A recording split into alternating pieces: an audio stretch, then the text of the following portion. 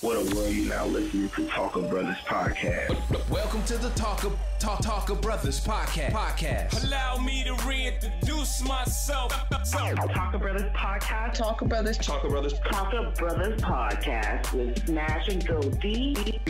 Go D and Smash, you guys doing your thing. The mic is contacted, I attract clientele. My brother. Go D and Smash, Talka Brothas. That's poppin'. We ain't worried about nothing. Y'all are now listening to Talka Brothas podcast.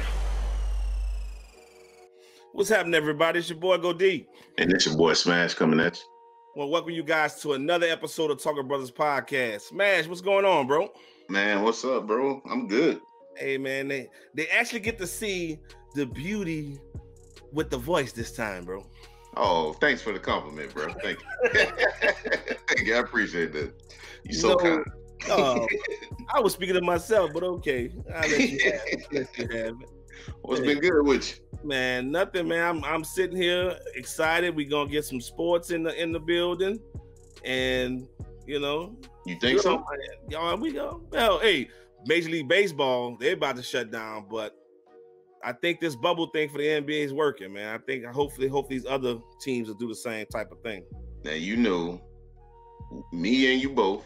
Well, you a little bit on baseball, but I don't care about baseball. I can care less about basketball right now as well. Is the football season gonna start? Oh yeah, it's gonna start. The field cons don't get a chance to lose. Don't worry about it. They get a chance to lose. Yeah, see how them ain'ts gonna do too. Hey man, we gonna do all right. Just as long as they play, win, lose or draw, I'll be happy at this point, bro. Drew Brees still invited to the cookout? No. No, his pass has been rescinded. He's no longer invited. Can he bring a dish through though and drop it off? He can't bring anything. No, he just better not throw interceptions. That's what he better not do. That's all I can say for that. But look, man, we got a good show on hand. I mean, we shouts out to your boy Will, had us on his show, and in that conversation, we had talks about relationships, and a stat just stuck out to me that 70% of women initiate divorce. So that stuck on my soul for 2 days ago, and I'm still thinking about it. So I was like, you know what? Let's go and have a show, and we're gonna get this out the way and try to put some context to what's going on. For sure. But I got my brother-in-law, talked to him. He was like, heck yeah, put me on that show. I want to be on there. Brother-in-law Quinton Murray, he's going to be on the show with us. We got Cathay. She was on the show with Will, and I just loved her enthusiasm, her excitement, and that carefree attitude. I'm going to say what I got to say. I love that about people, and say what I got to say and do what I want to do. So we're going to bring those guys in and say hello. So welcome to the podcast. What up? Hey, how you doing? Oh, we good. How's everybody doing today? Good. Doing good. Another day in paradise. Another wet paradise. I want to apologize to y'all because my grass was looking kind of shabby. Don't tell Smash. So I was asking for all this rain, and I got more rain than I bargained for here. Can I interject? Y'all really got to understand, I'm his brother-in-law, 17 years, and cannot walk on his grass. Nobody at his house. They'll send me home. He's That's Stanley. Grass. You thought I was He's that guy. No, he's Stanley out there. Stay off my grass, Chris. Listen, I don't even walk on it. Do the dog get to go on it? In the back. Oh, Lord. In the back. I don't care about the back of the yard, but you just. That's some pretty grass, though. No, it's nice. When you so old man that you can say, stay off my lawn, oh, that's some serious grass. I ain't heard that in 30 years. His grass has the patterns in it, like the crossing, like an NFL field. Yeah, that's old. Like you don't want to step on it. Yeah. So he don't want to step. Cutting it now. How much time did he put into that grass, though? How long does it take to write a check? Hey, it's Cash App now, baby. It's a click of a button and it's done. Hey, listen, I've cut grass in my lifetime we had about a half an acre, a corner lot growing up. And I had to cut that grass every Saturday, like clockwork. So I promised myself when I grew up and I got my own, there was 3 things I wasn't doing anymore. I wasn't cutting no grass, I wasn't washing no dishes, and I damn sure wasn't filling no ice trays. So,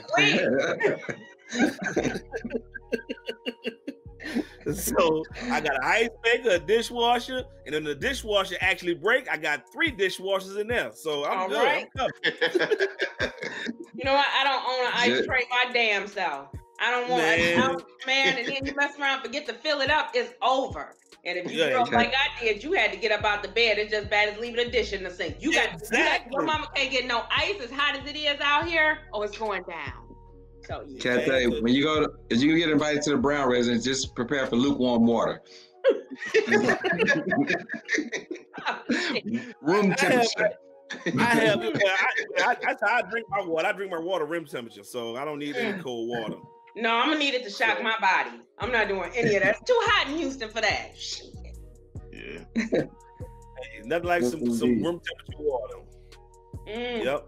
So, guys, we're gonna get into this because it shocked everybody when the comment was said. And I mean, I've done my research and looking around and fell down this rabbit hole and realized this subject has been touched a few times, but it hadn't been touched by us. So I want to make sure that we get all of us get our opinions on it, so that we can give some kind of clarity, some kind of understand, and help me understand this, because this is amazing. I would figure that men would be the ones to initiate divorce more than women, but we'll get more into that. But let me run this clip real quick so that you guys can see this clip, and we'll take it from there.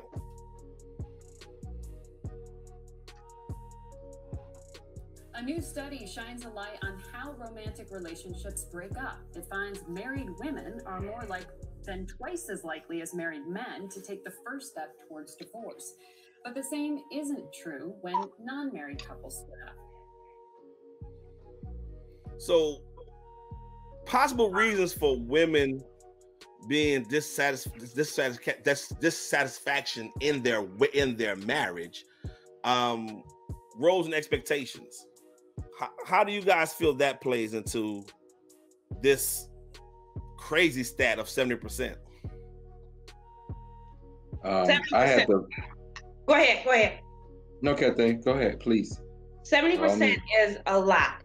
That's a lot. But it's not like you said before, people stayed together then. They didn't have somewhere. They didn't have somebody slipping in their DMs. They didn't have all this convenience, right? It's easy to do.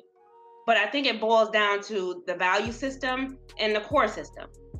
It's going to be a lot of moving parts of that. Some of it is going to be women who said, you know what, I'm worth more than this. I'm not staying in this, right? There is a lot of bisexuality. That's the thing. It's a lot happening out here. A lot of fighting, a lot of dysfunction, a lot of addictions, right? You got people with childhood trauma. That's an addiction. They haven't dealt with any of that. And they hopped in a marriage, right? And then they carried that on. So they just hurting each other back and forth. And ain't nobody doing no healing. So that's a lot of moving parts of that, I think. Yeah. Right. I want to speak to it. I had an opportunity to speak to a man that was married for 54 years. And I asked him, I said, so 54 years, how did you stay married for 54 years? And he looked at me in my eyes square and said, lower your expectations. Oh shit! Wow. That was the end of his advice. I thought you were gonna say something profound. That hurt a little bit. That's not me. Shit. So as a woman, that didn't seem profound, but as a man, and maybe I know they're scared of my sister. I don't know smash relationship situation, but as a man, you'll realize that. Hey, I'm just saying, as a man, you'll realize that we have great expectations of the woman that we call wife, and it may be a higher expectation than a reality of what we, can really receive or expect from a woman.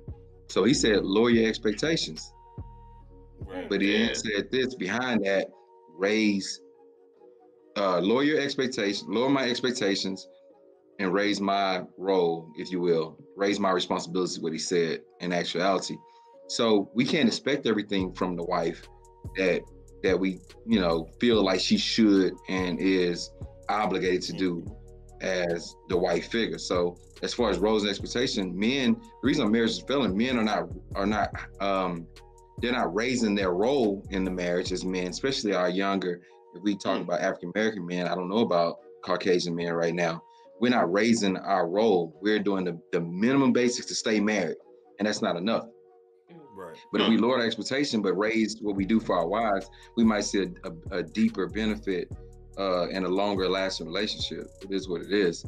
I thought my wife was gonna swing from the chandelier. Forgot to buy a chandelier, so ain't gonna be no swinging. It is what it is. See, you didn't meet that expectation. Right? Nah, I look at it. You don't buy a chandelier, ain't gonna be no swinging.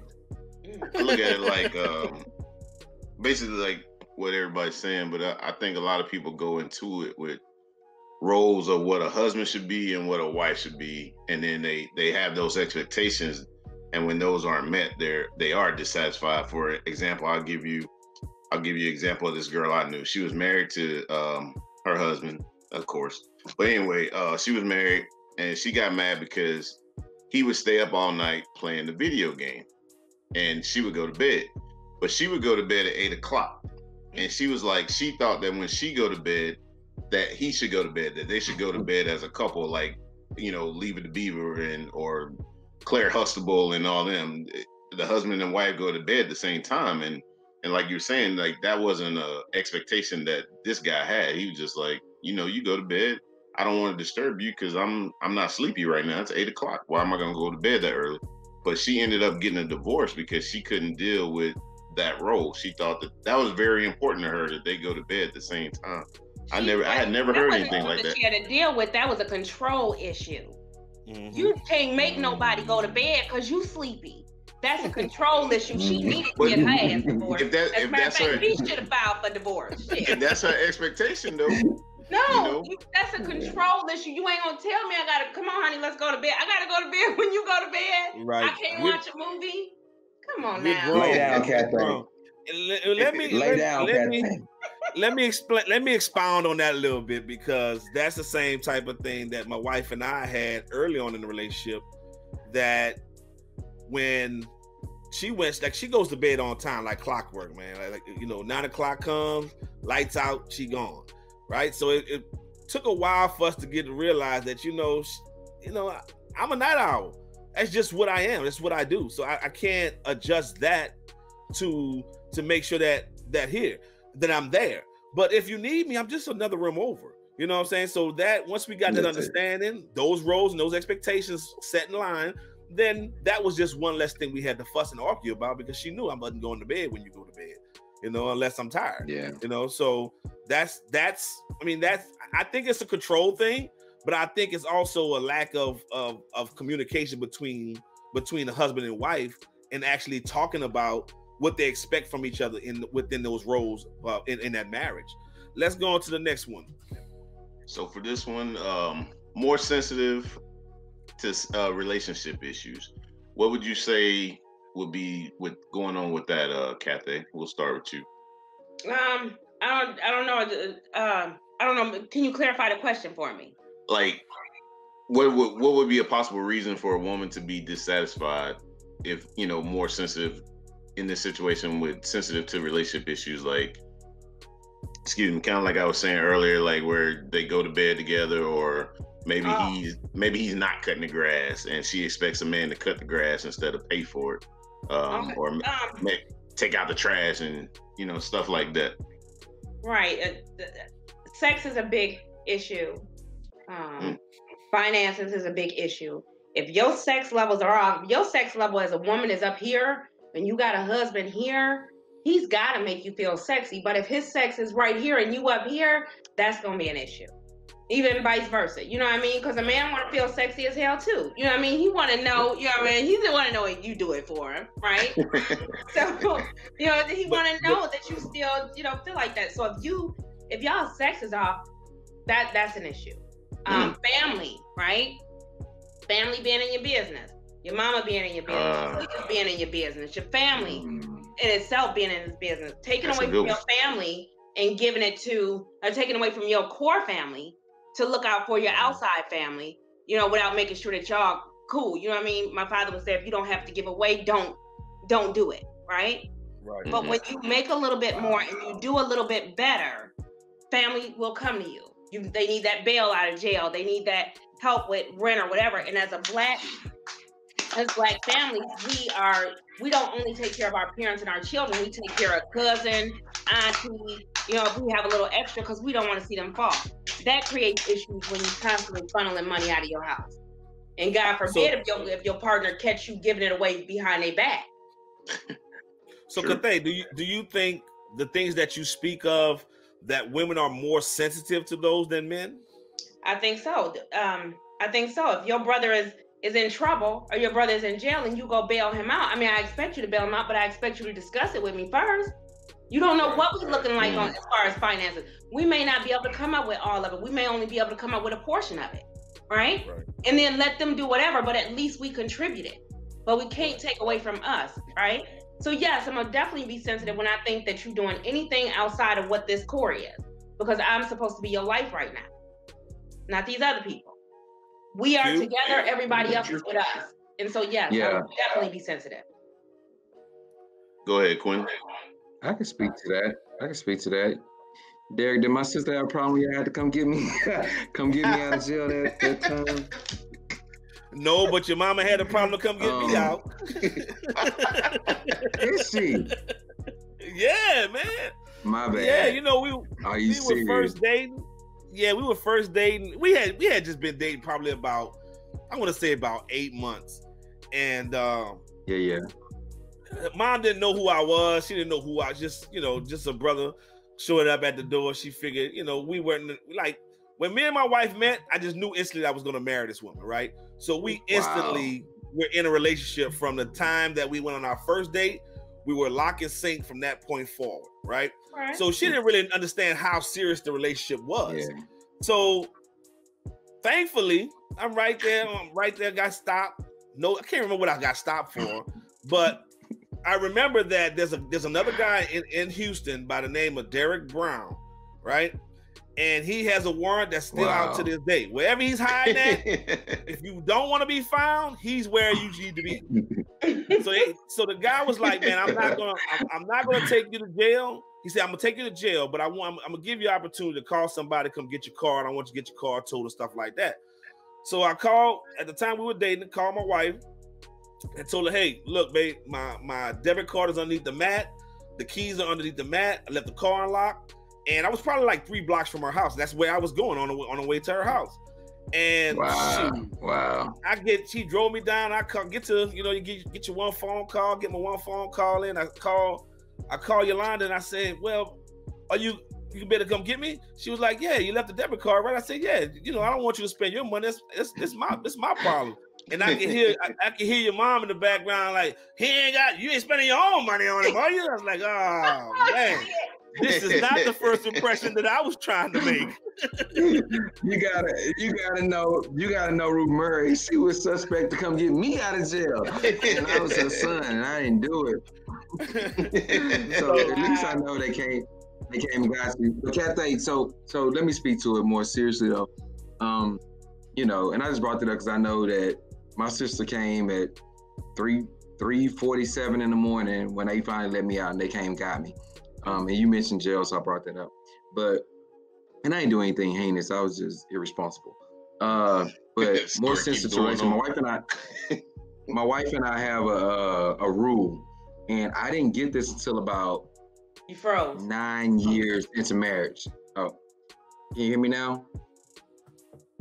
It's better. Am I in? Yeah, you good. Go ahead. All right. My wife and I have a rule, and I didn't get it until about 9 years into marriage. And Derek and his wife, who's my sister, and me and my wife were married on the exact same day, 1 year apart. So they'll be 16 years, and we'll be 15 years this year. So it took me 9 years of being stupid. Exact same day. Don't ask me a day because both of us probably get it wrong. November 20th. It took me 9 years of being. See, I thought it was 21st.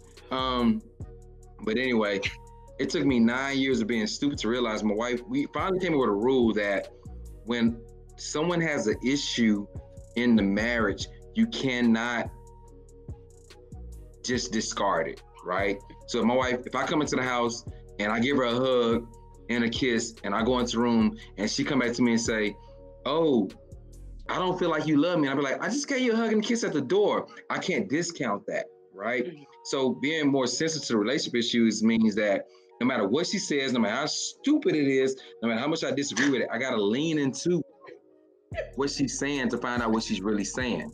So men are generally unsensitive in marriage because we like, man, look, I just paid all the bills in this son gun, and we just, I just sent you on a vacation. I just sent you to the store, and you didn't use your debit card. You took mine, and we think if we do that, when they have an issue, we're not listening for the underlying truth of what they're really saying. Because y'all have, Cathay, I'm not saying you, but 97% of women, and this is not a true statement, but I'm just gonna put 97% women, they don't say what they mean.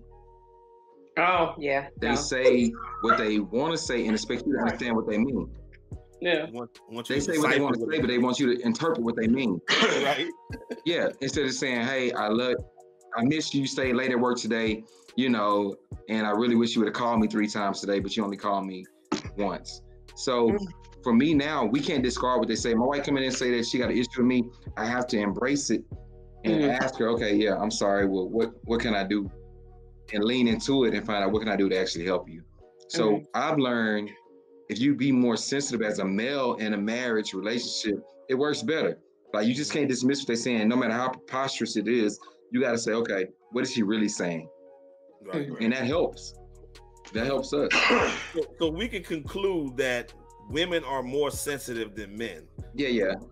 Right. Can you accept that, Cathay? No doubt. I can definitely accept that. I mean, not these young. Well, these young boys real sensitive now. These young boys are very, very sensitive.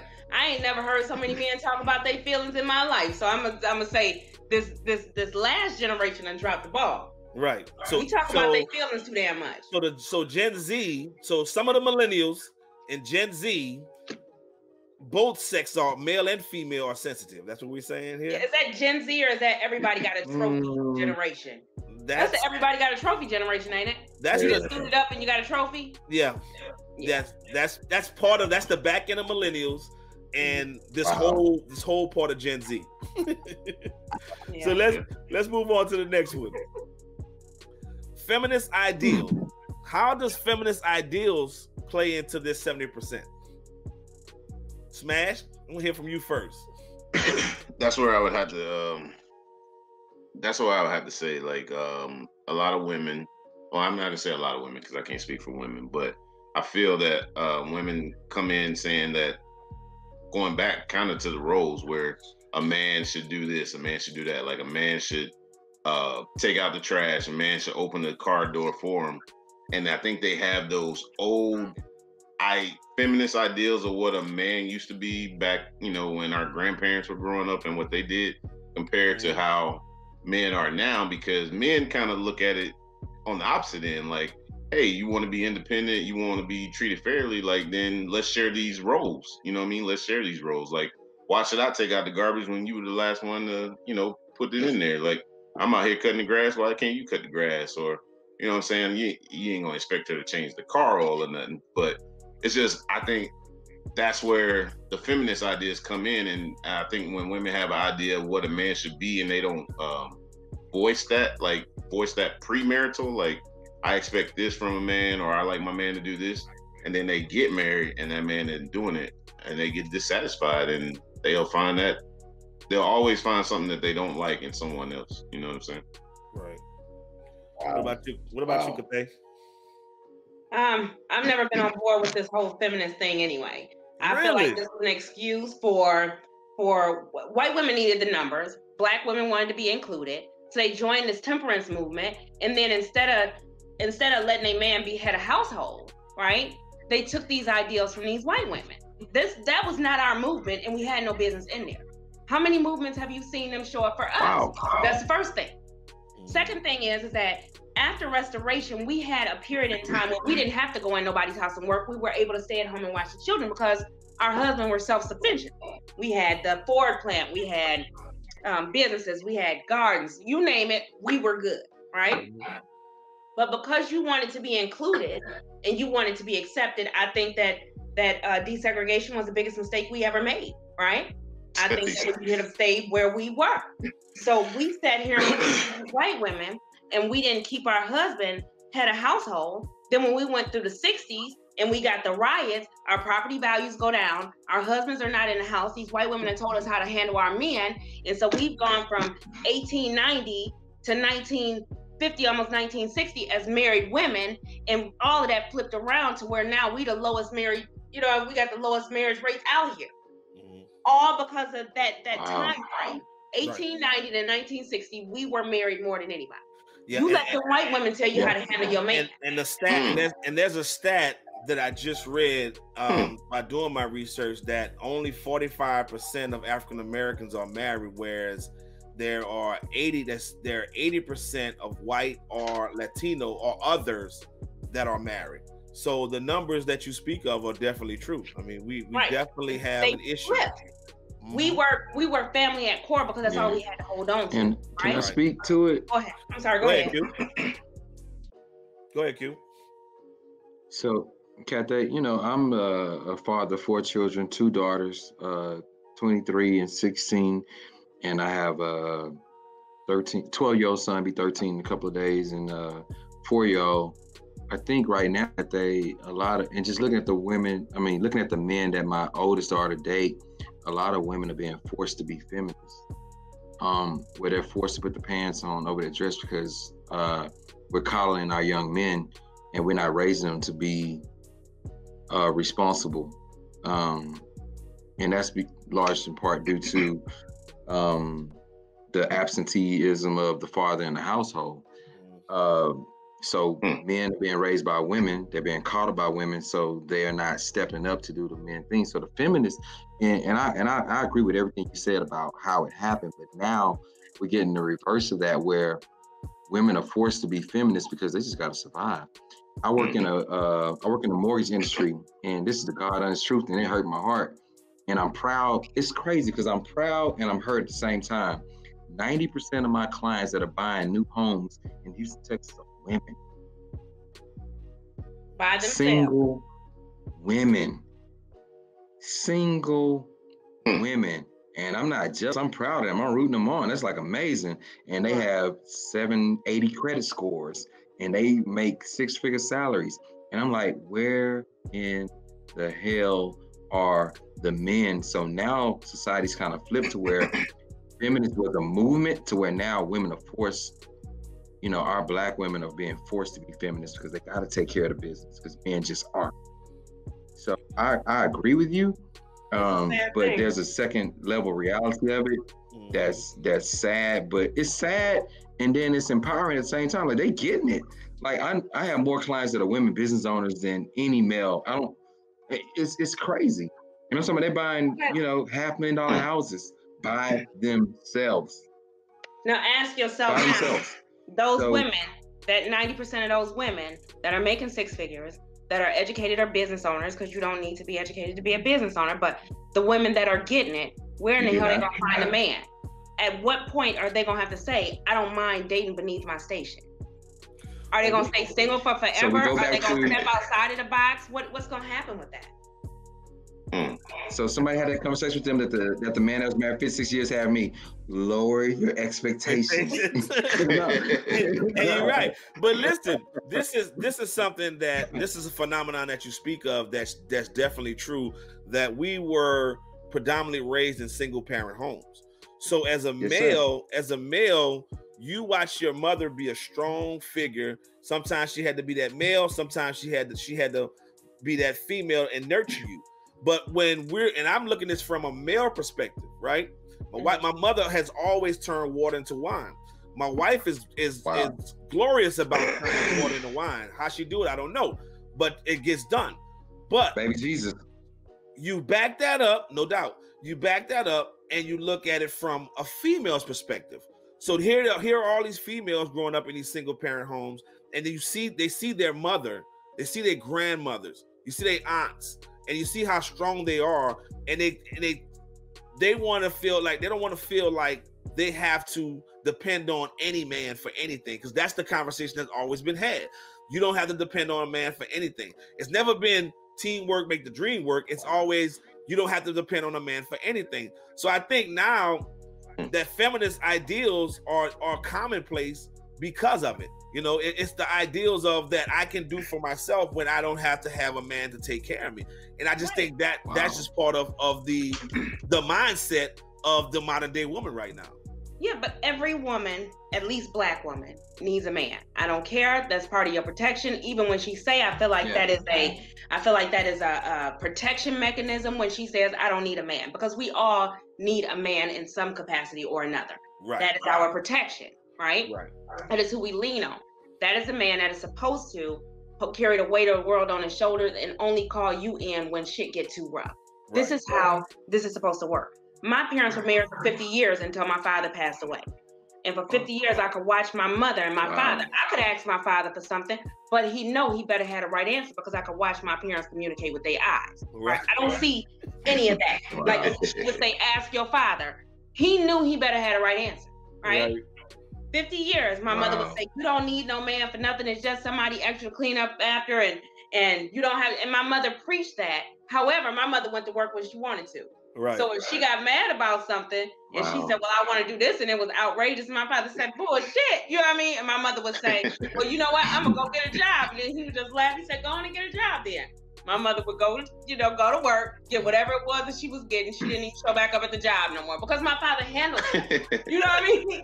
She just went to show him, right? She was going to show him. And my father would just laugh and said, well, go on, honey, get your job. Right. And so she would. My mother could do anything. She could do anything, but like I said, that's the whole thing. And so as a black woman, when you go out here and you get your own, that's the type of thing that you're looking for, right? Right. You're looking for that person that, like you said, you're not going to understand everything, but you're looking for that person that's got your back. I could wake up any given night, my father was going to be in that bed. When he decided to be a family man, he decided he was going to be a family man. My father said, I'm not going to pay my wife and somebody else. Damn that. You know what I mean? I give all the money to my wife. She do what I want. Wow. Right. Yeah. All right. And so he also said, sometimes you have to step down, even when you're not wrong, just for the sanctity, just for your marriage. Yeah. Even when you don't be wrong, you just say, I'm sorry, honey, and that'll stop a lot of shit, right? Because it takes both ways. It takes two to argue, and 9 times out of 10, women are always right. So, you just kind of... You just have to back up later when everything calm down and you just walk Choose your battle. Right? Yeah, because you guys are like elephants. Y'all don't forget nothing. Like, that happened 13 years ago. You bring that back up? When I say I forgive you, that is it. That's it for me. I can stay mad for 2 days and then I'm done. I ain't got time for that energy. I'm too tired for that. Shit make me go to sleep. I'm mad for 2 days, mad. And if you buy me something to eat or buy me something pretty, I done forgot already. Hell, I don't know. That's it, Hey, all my male listeners, you better listen. She's single. You better listen. You want this marriage and you want this whole thing.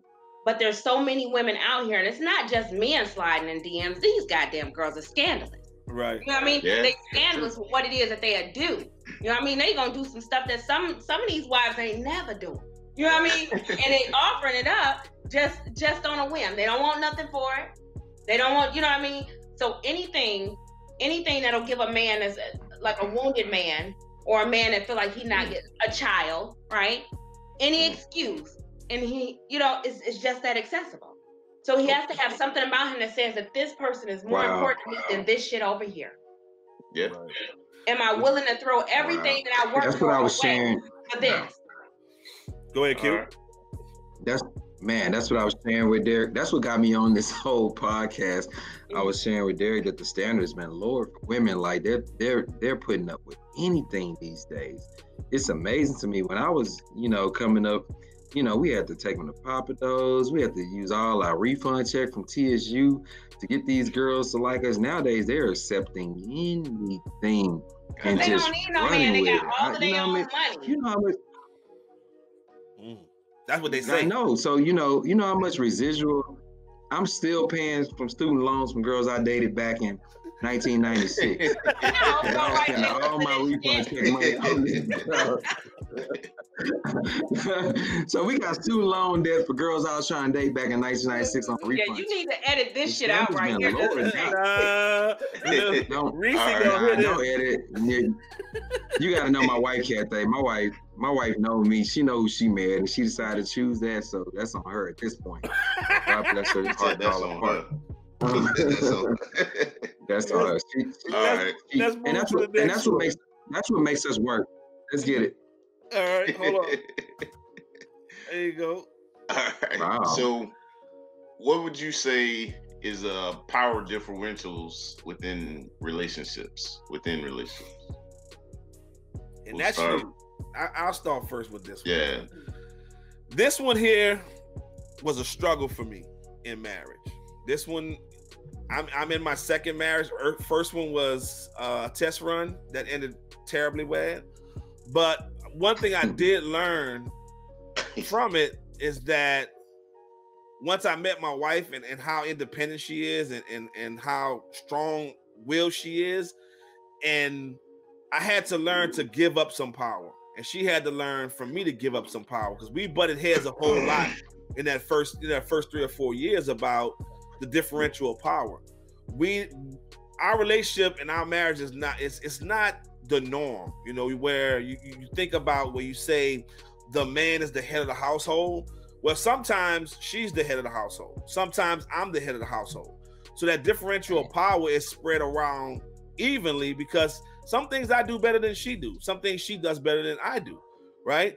So being able to understand the different strengths and weaknesses within each other and being able to sit down and communicate and accept that fact, right? It took a long time for us to accept that fact that, you know, we'll sit down and fuss and be like, hey, I do this better than you, but I do this better than you. And then when we come sit down and think about it, like, you know what? We some damn fools. Because you know what? If you do that better and I do this better, then let's just, you take that, you take this, and we going to be happy as a family, right? And so I think that is one of the reasons that women are tending with them feminist ideals that they want the man to be the head of the household. And they want all that comes with that. But then at the end of the day, there's some things that they want if she makes more than him, that's kind of like thrown in his face and making him feel less than a man because of it. And these type of things, that division, that differential in power should be talked about and should be equally across the board. It shouldn't be anybody just more domineering than the other partner in the relationship. Let me say that. Q? Somebody jump in. I can speak to that. My wife has mastered the art of diplomacy, which I found a definition for her is, you know, diplomacy for my wife is letting me have her way. All right. and it took me a long time to realize that she lets me have her way. I met with another couple today that'd been married for 43 years. They came in over the couple refinancing their house, restructuring their debt, and they the guy told me something. He said, "Let me tell you the secret to marriage." He said, "I wear the pants in my house. My wife lets me wear the pants in my house, but she chooses the color." Right. So, and he physically was like, "I want to wear some dark denim blue jeans today, but I got," he said, "I want to wear some dark denim blue jeans today, but you see, I got on these light blue jeans today because that's what my wife told me I need to wear." So as you get further in marriage, you realize it's a give and take. Yeah. You know, you can't dominate a woman these days. They know too much. And I said that women didn't know much in the past, but they're just not going for it. They're not for it on any given day of the week.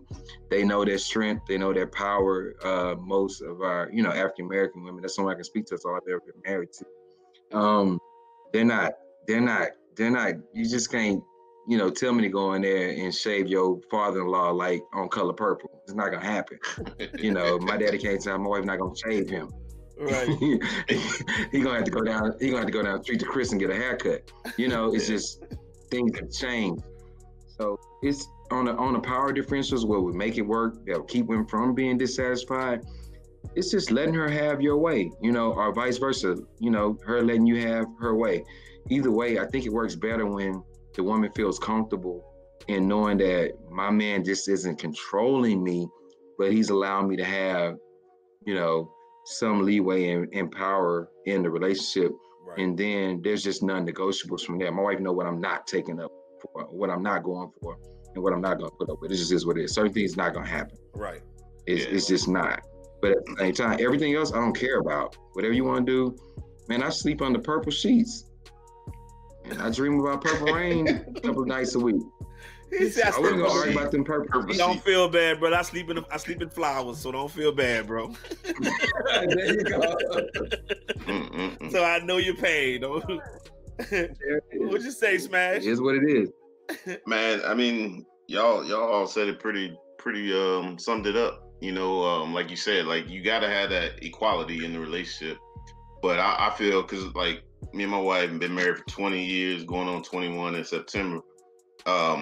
Wow. And she's so independent that it bothers me sometimes, but I gotta let her be independent and do her thing. But at the same time, like, we know we've learned how to let each other, like you were saying, D, like lead when the other one is strong in this area. So, but at the same time, I will give my wife credit for, she knows she still wants a man to be a man. So she'll step back because she don't feel like, like if somebody come in the house, I shouldn't be hiding behind her with the gun. She's gonna be like, hey, you go, I got your back. You know what I'm saying? Like, wow. You know what I'm saying? So I'm going with the gun, and she got the second gun ready. If they get past you, I got the kids. You know what I mean? I'm going to be the first defense, but she the backup. So you ain't gonna send your wife first. You're gonna go check it out, right?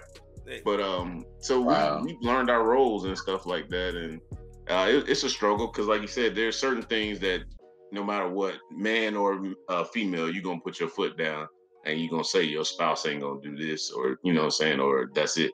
So but there are like Q said, there are some things that's non-negotiable, and that's on both ways. Some things are just non-negotiable where you feel like you can promise who you are to appease that person, and that goes both ways. I mean, there are things that I'm just not going to give up, and there's things that she's just not going to give up. And then you have to understand that, and let's move past that, and let's work on the things that we can, and then throughout the years, those things that are those hot buttons, you don't push them because we already endured that. We already faced that. That first 5 years is always the toughest because you're trying to understand who that person is. She's trying to understand who you are. I like my taller people to go over. She like our taller people to go under. It's just those type of things that they seem minuscule, they seem petty, but those little petty things keep building up. And until you discuss them, I don't like one ply. I like saw. I like quilted. It's just those type of things that you that'll irk you and get on your nerves. And until you can understand that in that relationship, it won't get done. What about you, Cathay? I think that people are under the impression that their partner is supposed to complete them. Y'all been married some time, but now this new generation don't know you're supposed to complement each other, not complete each other, right? Just like you said, there are things that you are good at, there are things that she's good at. And although it shouldn't be a problem with just whoever stepping into the role when it's necessary, sometimes you get a low kickback, right? But also, like I said, the new generation has a whole thing. Like I said, I know people who have made more than their husbands for a period of time. Not a big deal. But you can see these women confront the man, and you can see them name off everything that they bought, everything that they purchased, everything that they pay for, right? That's not the way to treat a man. So no matter what it is, if you take a man and he makes less than you or he doesn't have as much as you, that's what you sign on for. You don't get to abuse or belittle or vice versa, right? If that's what you sign on for, you don't get to be frustrated and mistreat that person. Or like I said, it's going back down to power. And I don't know why people are so power obsessed over people. I believe that anytime a person tries to tell another person what to do, repeatedly or force them to do something that they're not with. That's witchcraft to me. You trying to make a whole person do something, right? I think it's, and don't get me wrong, ain't nothing wrong with witchcraft. Don't get me wrong. But the way they use it is a bad deal, right? Right. Okay. You're not there to complete each other. You're there to complement each other. So you have to figure out what formula works for you, right? If you are a person where your man or your woman has to make more and you comfortable with that, you just have to figure out what that communication looks like. We all have in our mind what it is that we want in a person. And so as you were saying, Q, lower the expectation. Okay. So we got that. We've heard that a couple of times. We got that. Okay, lower your expectation. But it's just some stuff. The word non-negotiable came up. It's just some stuff that's non-negotiable. Yeah. I'm not ever taking out trash, right? I'm not ever taking out trash. That's never happening for me. No. That I'm not doing. That's a non-negotiable for me. But I also don't expect my man to do laundry. So, okay, that's fine. Yeah, I'll get the laundry because I believe in traditional roles. But that's what I believe in, right? Okay. No, so I'm with you on that. I'm with you on that. In my... What you say? No, in my house, my wife cannot take out the trash. She cannot take out the trash. If she takes the trash out, I'm going to ask her politely to go back down to the curb and bring that back up here so I can do my job. That's a non-negotiable in my house on the trash. Like, no, you don't touch trash. You gotta touch my kid's face with those hands that touch trash. Are you serious? Right. No, so you have it's not an option. This is what you're doing. I'm gonna take out this trash. This is my role in the house. But I'm sure there is something that is specifically ordained to her, right? Right. But that's your exchange, right? I don't know what it is, but that's your exchange. Right. It's non-negotiable. I'm gonna take this trash out, but I expect it from you. I hear people say all the time, this unconditional love. Me and Will fight about this unconditional love all the time. There is no such thing. Love is conditional. It's always been and always will be. It is contingent on me being who I am and you being who you are. I expect specific things from you. You expect things from me. Love is always conditional. Even when I was a child, my father loved me, but I better get a certain grade. I better act a certain way. I don't know if he would have stopped loving me, but that was a condition of my father's love. All love is conditional to me.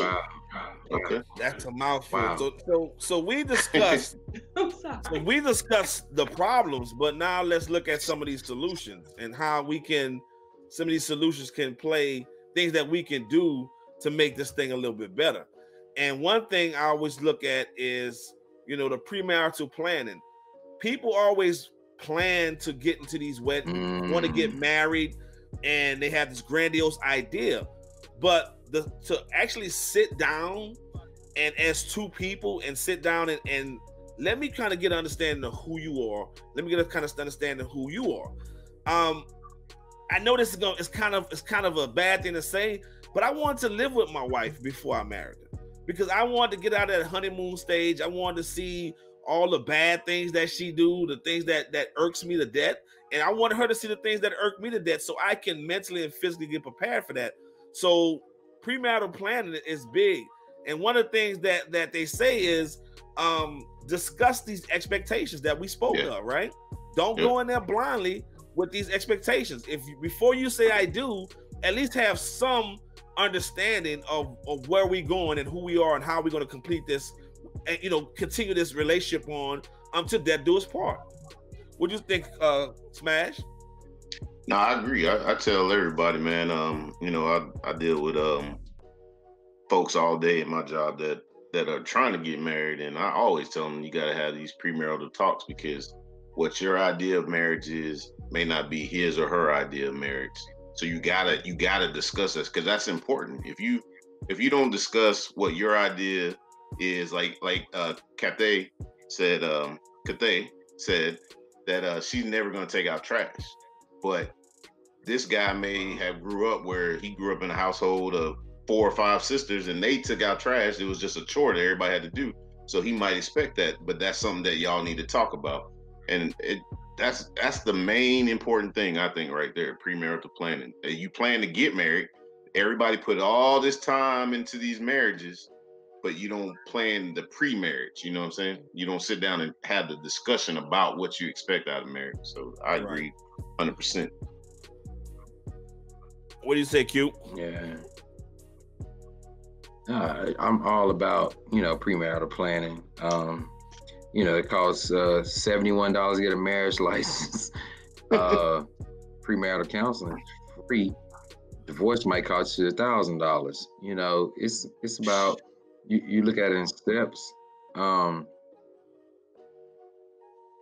We all have to admit that in the first several years of dating somebody, you're definitely dating a representative. You don't really know who that person is. That's the person they sent to you, that's listening to every conversation you had and say, okay, I'm gonna be everything he needs me to be. But you're gonna hold that up for so long. Premarital counseling, my wife and I do premarital counseling, just throw it out there. And our goal is to make people not want to get married. That's our goal. We pick, we pry, we pull out every single demon, every single imp. Our goal is to make them hate each other by the time they're done with us, because it's easier to figure out before you get married that you don't need to be married. We pastored a church for a couple of years, and we realized that a lot of times in the Christian community, we kind of force people to stay together when truth is they should have never got married. So we try to stop people from getting married. That's our goal. We go to premarital counseling, we're going to find a way to stop these people from getting married. And if they survive it and they get married, then they're going to last. If they don't, then we save people a lot of time and money. We save them a whole wedding, $71 for the marriage license, and everything else, the embarrassment of being married for six months and getting a divorce. We try to break people up. Period. We do our dangest to break people up when we do our premarital counseling, because people really, you'll realize that. And I'm gonna say this, and I'll back up off it, and I'll let y'all keep the show moving. But we gotta admit that the first attraction is sexual. Oh yeah. And when you're having sex with somebody before you get married, it's like doing crack and trying to make decisions. There's an endorphin release that has the same power as crack cocaine. Right. So you're gonna ask two crack addicts, do they really love each other? No, I love. Look, Cathay about to choke. We got two crack addicts trying to make a decision to come together forever. No, we're gonna break that up. We're gonna sober y'all up and make y'all realize y'all really love each other. Yeah. You can't make a life decision on crack. Yeah, that's definitely crackhead behavior. Come on. And that's the truth. Sex is a very, very powerful drug. It is a drug in itself. You can stop doing everything else in this world as long as you got a good partner, right? It's that dope. Yeah. Kids saying sex said that dope. It's Rick James. That dope. It's Rick James. Premarital sex is Rick James. Yeah. It's Rick James. Cocaine is a powerful drug. I mean, how many times have we been? When you try to separate. Go ahead. Go ahead. How many times have we got a partner and the sex is so good we stay way longer than what we should? It should have just been like a 6-week thing where we had a really good time, has a couple dinners, and then that been it. Just never talk to each other again. But we keep it going for 2 years and keep it going for a year and a half because the sex is good, when we should just go right on in there, get what we came for, and then just be done after a couple of years. And the three married people on this podcast will say no comment. It's just some stuff you just see what I'm saying? I can say stuff. I can say stuff. Okay, but yeah, I think we've been in stuff. And the first thing is physical, the way they look, the way they smell, all of that, right? And then you think that y'all done clicked. You know what I mean? Because you got that chemistry. Y'all ain't clicked. That's the whole sex thing. He nice to you nice to him, the whole just happened to fall off, right? Me and my wife clicked. I don't know what y'all talking about. So I'm the odd man out. I mean, you can say that 20 years later. You know what I mean? 17 years later, 13 years later. But I mean, for the most part, I mean, how many people have you had a connection with? You know what I mean? From 2015 to 2017, I probably fell in love twice a year on average. You know what I mean? I had connections. Shit. These are connections. Dang. That is and funny. Then you pull that Cathay, and then you pull their credit report. And you know what though? I know when it's time to let something go though too. You know what I mean? Once that fears and fizzled out, I'm done. Once it stopped being fun, it's over for me. Because I am 100% of the time. This is me all the time. Sometimes they out there having entanglements. Wow. Entanglements. You out there having entanglements. Them troubles. My hoe ain't gonna never break bad. Jada's hoe broke bad. Wow. Moving on. So, that's the next podcast. I never heard that theory. Your hoe broke bad. You ain't never heard the pimp say my hoe done broke bad. That means she done went somewhere. You know what I mean? Hey. Jada's hoe broke bad. Got me a sound bite. That's the next segment. That's the next segment. How you keep your hoes from breaking bad?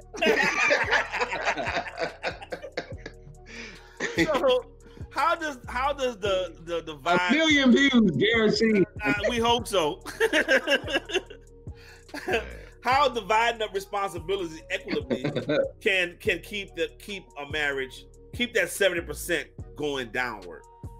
Like we speak of a man is going to take out the trash, a woman is not going to take out the trash, woman's going to wash clothes, but there should be some unisex chores around here that we all can do, and we all split them up equitably, correct? Oh yeah. Oh yeah. Yes. So I do it all, man. Like I ain't gonna lie. Like I let my wife know my work. I tell her I can cook, I can clean the house, I can wash my own clothes. I really only need you for one thing, honestly. Hanging up Drake. Come on, and really I can do that myself if you want to be honest. So I let her know my work. You know what I mean? Because like if you say that nowadays as a man, if you can cook, you can clean, you wash your own clothes, or you know how to wash your clothes, man, you a gold mine. You a unicorn. Because a lot of dudes, some dudes can't cook, so they depend on a female to cook. And then like some women, some women know how to take care of their car. They might go to the shop, or they got their brothers or uncles who know how to help them out with the car. Brakes, right? Yeah, so they don't learn how to do oil. When you single, you learn how to do a lot of things that you wouldn't otherwise do. You just got to know your work. So that's when you do divide those responsibilities equally. You know what I'm saying? But the thing about a man that can do all of what you doing, cooking for himself, if he leave, if you leave and you go out of town, you got to worry about him starving to death. Wow. I mean, I know a couple that was together. The husband never did laundry. I used to think to myself, I know he over there. Is he eating? Because I had no microwave then. But all he had to do was put that tin pan in the oven and put it on 350, and he knew how long to put it on there. But she cooked a week's worth of food before she went to Camden, Arkansas. Wow. So, but when you have a man, you have a man that can do everything, that just lets you know you're there because he wants you there. Right. Exactly. He don't need you there. Wow. That's the whole point. There because he wants you there. Yeah. And you want to be wanted. Because people will go in the store and forget all the shit that they need to get something that they want. You always want to be what he wants. You don't want to be what he needs. Right. If you do that, they won't break bad, huh? They won't break bad. Wow.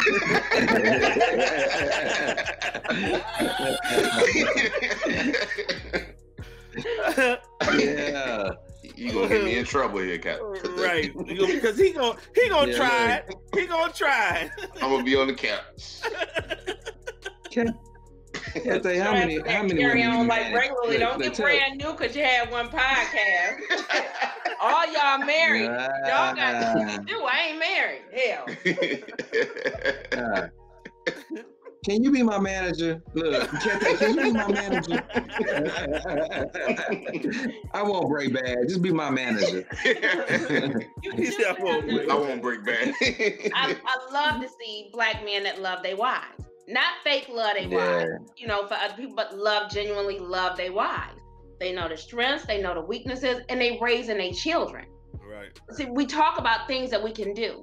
The best thing that we can do is put beautiful children out here in the world because we raising that next generation. This one, hell, throw this one away. I'm serious. I don't know if we can do anything with that. You know what I mean? It's like becoming a billionaire and realizing that you can't reach back and get everybody else, right? Right. You have this knowledge, you have this information, but everybody is butt sore about no matter what you say. But you have these beautiful babies, so you raise your sons in men roles, and you raise your daughters in women roles, and in that way, their femininity can flourish, right? they can be those feminine daughters that you want them to be. They can wear dresses. They don't have to, get down and dirty and do everything themselves. We may not be able to correct this behavior, but the best thing that we can do as mothers and fathers, even if we don't stay together and we co-parent effectively, we need to raise beautiful sons and daughters, because this is what we unleash on the world. Right. And this is our legacy. Legacy is not about money. Legacy is about that name. So you saying this Gen Z is breaking? They didn't break bad already? Man, look, you got a couple that's getting their thing together, but I think that's just in the blood. There's something in their spirit that say, I'm not with them, right? But then you got the rest who can't think for themselves because they consistently, on their phones, and they let memes, like these are therapists, they let memes dictate to them what relationship goals need to be. These are memes. Wow. These people ain't got no psychology degrees. They got no sociology degrees. They have no economic training. Stop letting these memes tell you what a relationship is supposed to be like, right? That's a mouthful right there. And so we have to figure it out. I'm not single because I have to be single. I'm single because I like it, right? I'm single because I know that there's a lot of responsibility that comes with being a wife, and I'm not trying to be that responsible. I would have to be responsible for somebody else's feelings. I have to come home when I have to come home, right? I may or may not come home. I may want to drink too much. He may not play that shit, right? You should have ended that when ain't nobody got time for that. He may not play that shit, right? I may want to wear my thigh out. My man may not play that shit. See, it's some things that you can do. I'm with that, dog. With that, dog. And if I'm going to be in a relationship, I have to respect his feelings, and I have to respect everything about him as a man. Right. And so the way I live my life, I'm not that woman to be nobody's wife. Now, can I be somebody's wife? Absolutely. But I'm not living my life real wifely like. Let me say this. Let me say this. You living your life absent real. I was about to use the N word. You living your life absent a real man. Real man don't care about none of that. I want that thigh out there because it's mine, and it's coming home with me. So everybody can look at it. I know, Derek. I would let we different to begin with. You old school, Derek. You just seem so. Yeah. You seem like you be the one be like, "Come on, it's 8:00. We're going to bed right now." Nah, I'm a night owl, but no, I mean, I only say that because sometimes it goes too far, and when that causes too many eyes to look and too many gawkers, that touches your soul. I don't care how much of a man that you are and how in tune you are to your wife and your relationship and in tune to you who you are. There is going to be somebody that's going to be so disrespectful to you and your significant other that now I got to be a man to step out. So you know what? Let me, you want to do that? Let's close these doors. Send the kids to grandma's house. Send the kids to grandma's house, and we gonna be like Lionel Richie. We gonna dance on the ceiling. Put that dress on, and we gonna dance on the ceiling. But it's just, I'm kind of saving myself. I'm trying to save others from themselves because they're not gonna respect. Yeah, you want your wife to feel sexy. You want your wife to feel, attractive. But it's not for everybody's eyes. You know what I'm saying? It's not for everybody's gleaming eyes. Yeah. And I can see let me say this, Derek. You my brother-in-law. Let me say this. I'm sorry, Cathay, not to talk over you. I respect you. But Derek, you are from New Orleans, and y'all have a whole different mindset than everybody else in the world. You grew up in New Orleans. You from the murder capital of the world. Y'all, it's just certain things y'all not gonna put up with that people from South Park, Houston, Texas might. So when I say that, nobody's gonna disrespect me ever. Understand that. But I'm saying I don't mind if somebody appreciates my wife. Otherwise, why would I be married to her? If I'm the only person on the earth who wants her. When you look at it like that, though, see, like now I can wear my thigh out. If I get in a relationship, I'd have to accentuate my body because I'd have to respect who I was with, right? Everything that I have is not for everybody, right? Now it may be fitted. It won't be that split up the thigh, but you gonna see all of this 28 inches of waist because I'm accentuating my body, right? All 28 inches. I work hard for it, right? So they gonna see it, but it's not gonna be You know, I ain't gonna sit up as high up here. Right. Now, I ain't gonna never be flat, but I ain't gonna sit up as high. I ain't gonna show as much cleavage. I'm not gonna show as much thigh. But I'm gonna always respect. They're not gonna get the. They're not gonna get the 29th inch. They're going to the 28th inch, not the 29th inch. 28 inches. Right. But you have to respect the man that you with. Yeah. And like I said, it's not that because I do enjoy being single. But at some point, I'm gonna need to find somebody to go on and die with. You know what I mean? I'm gonna need to find somebody. Okay, you just gotta find somebody. Let me help you though. Huh? He said, "Let me help." Hey, Quint. You know, unfortunately, I want to say this though. Unfortunately, it's gonna be hard for you because you seem like you're a strong woman. It would take a strong man to be with a strong woman. That's the bottom line. Like, that's true. That's not a compliment. If you got somebody, you got them. You know. That's not a compliment. No, strong woman and it's hard to find. Like, you know. Well, I'm apologizing on that. Then. Hold on. Let me stop. Move on, go D. Move on. No. When you say strong woman, it don't give. There's no room for my femininity to flourish. When you see me as a strong woman, you see me as being able to, just get down in the dirt with what, just go to war. That's the mind. That's what the mind looks like. That's what the mind's eye look like. I'm tough. Now there's all that masculine energy, right? I can challenge a man. That's what strong says to me. I don't want to be that. I want to be soft and I want to be pretty. And I want to be, loved on. I want to be like, baby, look at me stand on one foot and it's magnificent. You can be all that being strong. Magnificence. You can be all that being strong. Look at all that magnificence. Look at you, baby. Let me say this, Kathy. No. Let me tell you, Kathy. Let me correct you. Now, most men need that because when you're trying to build something from the ground up, you can't deal with all that femininity. You need somebody that can be strong. Bottom line. So don't ever diminish who you are because. But you can be feminine. Your skin can be soft. You can use all the, olive oil. Also, we need that, but we also need your strength because we can't have you malfunction and break it down while we're trying to build. So no, don't ever diminish your strength. Don't diminish your strength. No, we need that. The woman's job is a man tells her where he wants to go, what the direction he wants to go in, where he wants the family to be. He tells her, and she puts that blueprint there. He has a blueprint. Now all he has to do is execute that blueprint. That don't make her not strong. That just make you not have to say it. Strong is not a compliment to a woman that wants to be feminine. You tell us where you want to go, and we're going to make sure you get there. Because at the end of the day, we are behind you. We are life's biggest cheerleader when it comes to our man. And we will follow a black man to the penitentiary and do a 20-year bid with him. What the hell will we do for success? Let me say this then, Kathy. Let me say this to help you. Let me help you understand my point, right? And then we'll pull forward.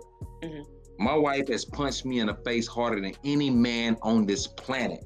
And I'm from South Park. He says I've been in fights. Hold up, I thought you said that chick named Della hit harder than her. No.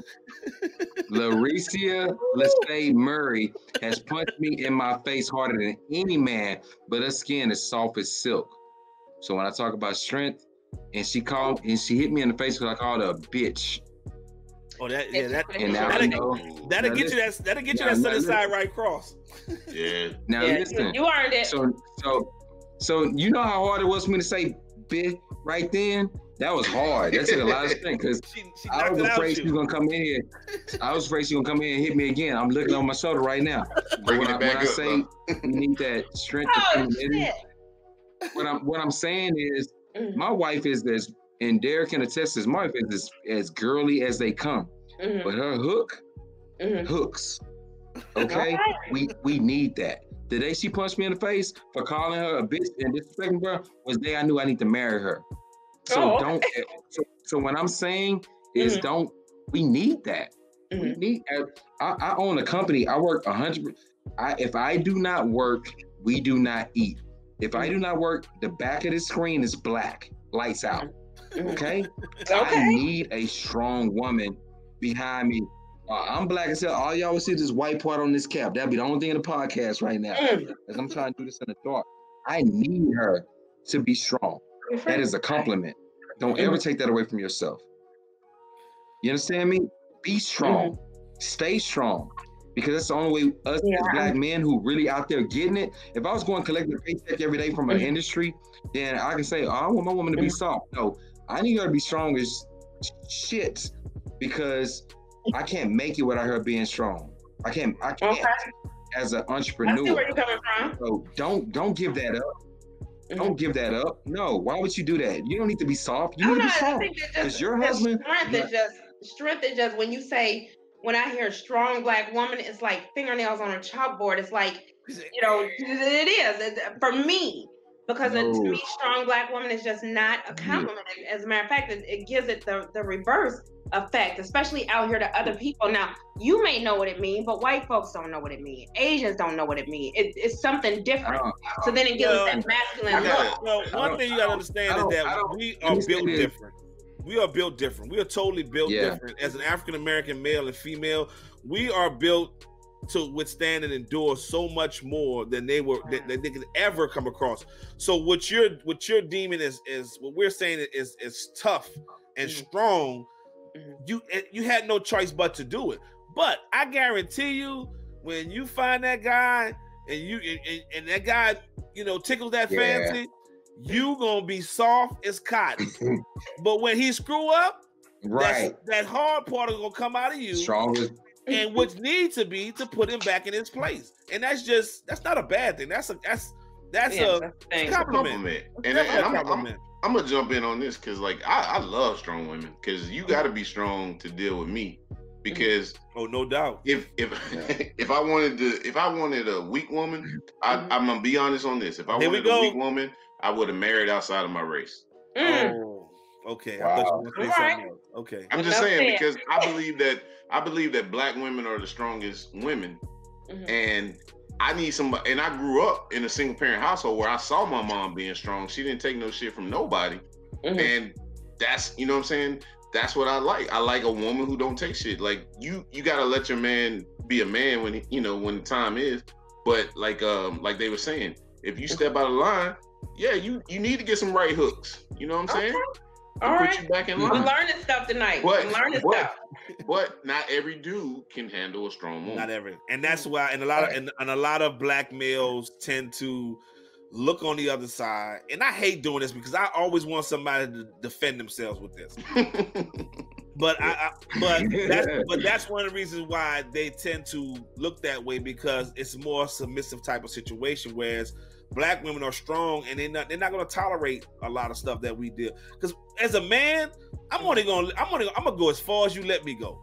Yep. Now, when it's time for you to reel me back, I'm to the point now where I understand. Okay, I messed up. Where a lot of men, they want to go and go and go and go, but they want that feminine side to be there as well, and so that they tend to look for the submissive other versus that strong black woman that will hit you with that right hook. But that's true. That's true. Let's get to this last bullet point. I want to re-examine tradition. Re-examining traditional. And take it, Goldie. Wow. Re-examining traditional is, and I know, Cathay, you are a traditional woman, and I have some things that I want to be traditional, but I try not to have a traditional relationship to the point where, again, I'm gonna say it again, where I'm the head of the household. I'm not the head of the household all the time.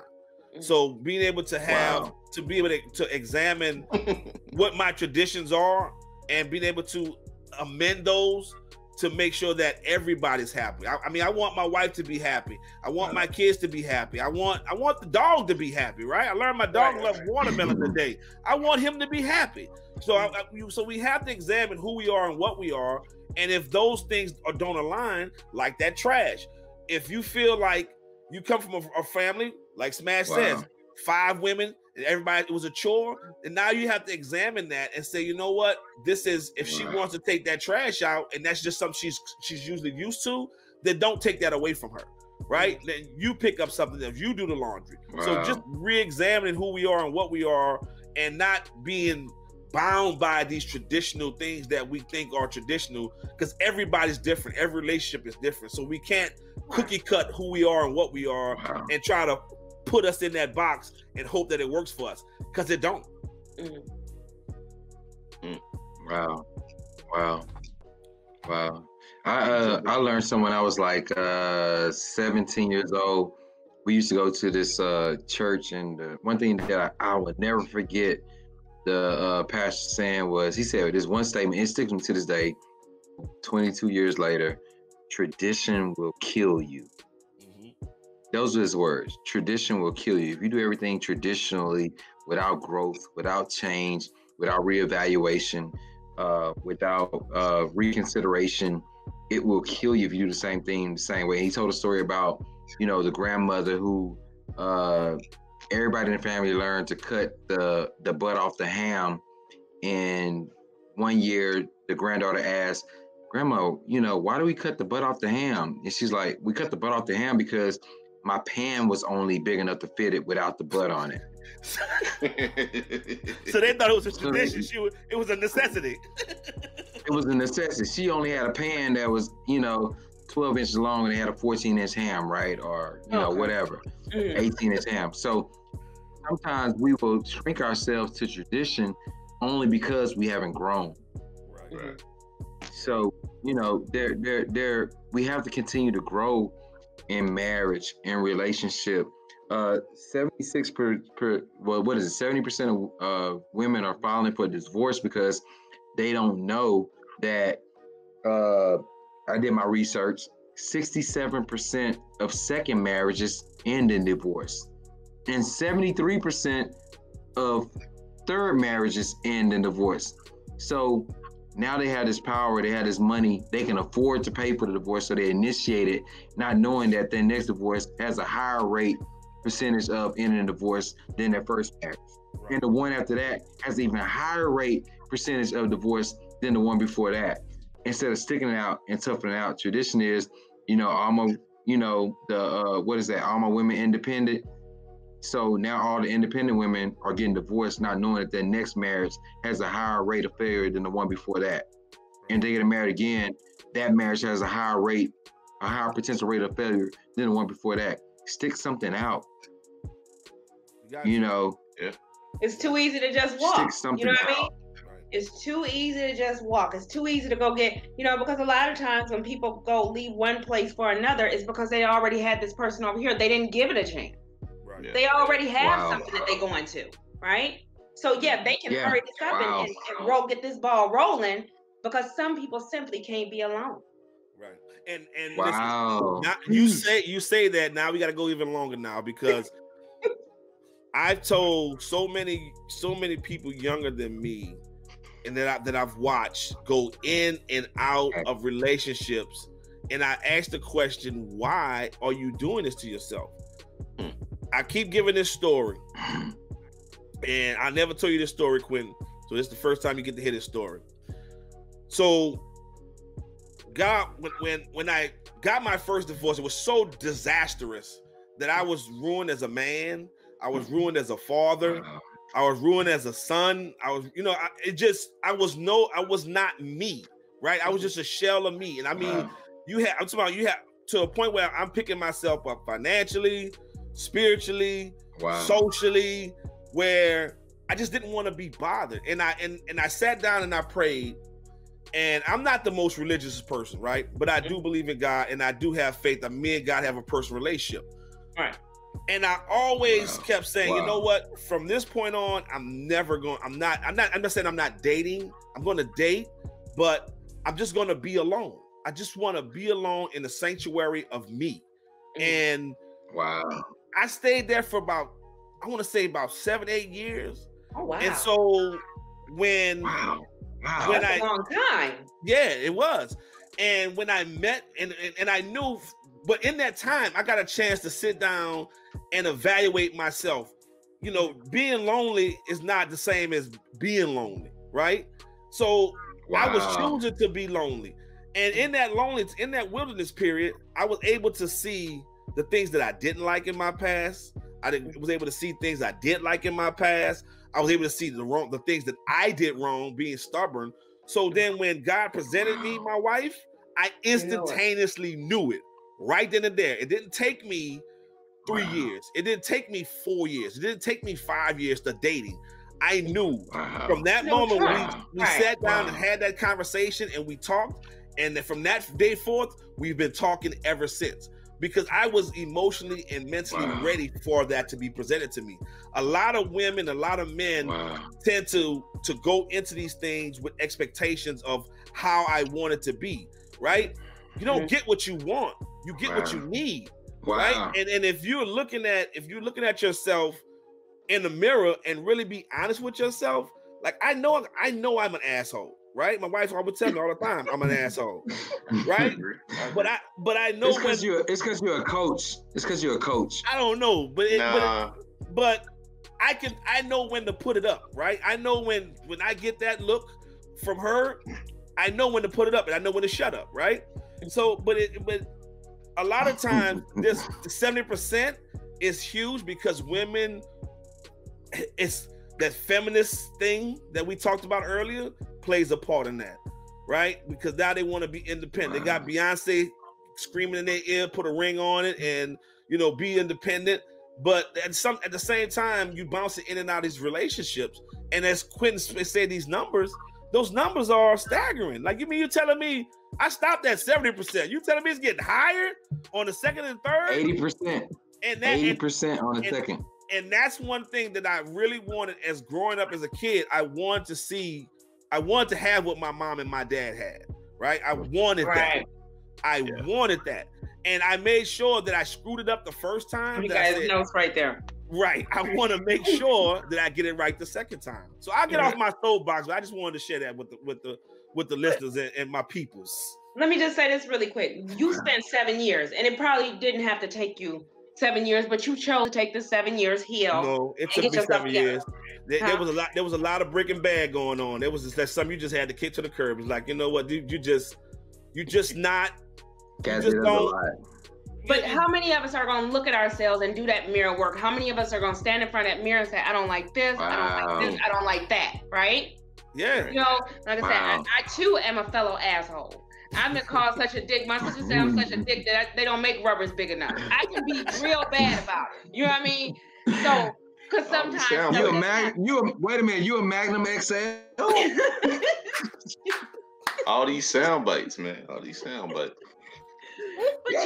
Kathy is a Magnum XL. Come on through. You look in the mirror and you think to yourself, you have to look at that and say, I don't like this, I don't like this, I don't like that, but I'm gonna keep this, right? I don't care what anybody think. This is part of who I am. This is the soul of who I am. You have to pick out the parts of you that's been hurt so much that, like you said, you was a shell of a person, right? Yep. You have to pick those things up that are not of you, right? This is not even who you are. And so until you identify with that and who you are, what can you do? That marriage is gonna go down because you cannot be alone.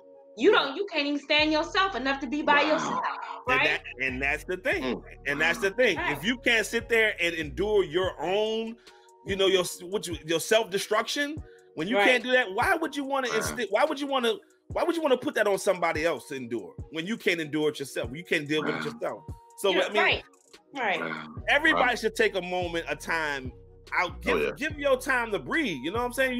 You cook a steak, you don't just cut into it. You put it, let it sit aside, and let it rest. I like that. So yeah, I can go with that. Yeah, I can go with that because before I met my wife, I was an honest hoe. But then I met my wife. Yeah, I was an honest hoe. By honest hoe, I mean, with me, you got honesty. That's all right. I was an honest hoe, and any woman that dealt with me, they got honesty, and they knew that it was gonna be them and whoever else that was willing to fit into the program. Right. And then I met my wife, and I was done. I was done being an honest hoe. But in that honest hoe season, I was really celibate. I was dating people. I was spending their money on dates. But I wasn't sleeping with everybody I was dealing with at that time. But I was going through the same situation Derek was, where I was just kind of like, you can see anybody if you got the right conversation. I was about 40 pounds lighter, and Wesley Snipes just made Pastor 57, so we was in. Dark skinned brother was in.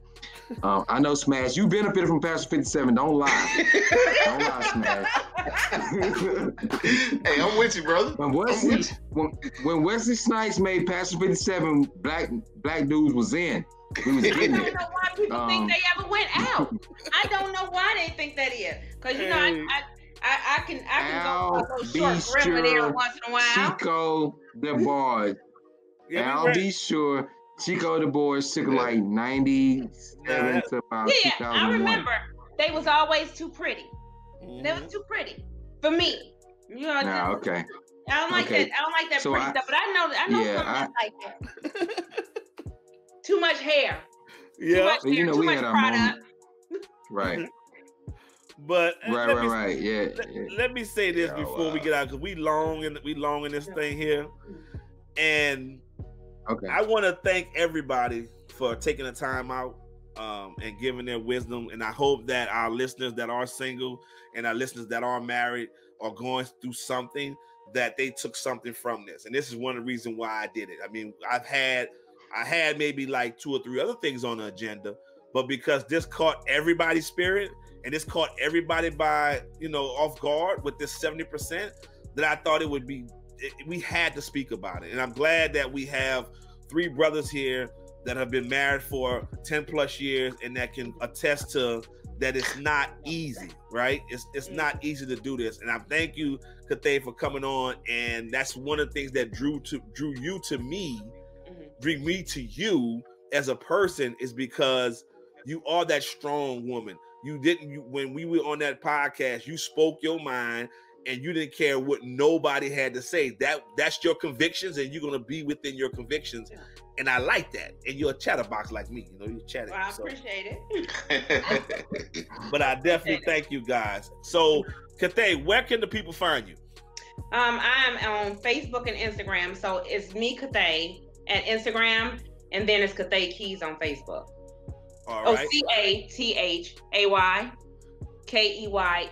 Cathay Keys on Facebook. So here's your opportunity, brother-in-law. Gonna give your shameless plug. Who? You? Me? You. Give your shameless plug. Man, I don't have anything. I'm just doing mortgages. Closewithq.com. If you want to buy a house, holler at me. I'm trying to help. I will say this. Well, let me say it this way. I sit down and evaluate myself, and I'm helping people build legacies. I'm helping people buy legacies, not loans. Hey, so Smash. Sir. Give me them closing words, my brother. Man, as always, thank you, Cathay, for coming on. Thank you, Quinton, for jumping on, being a part of this.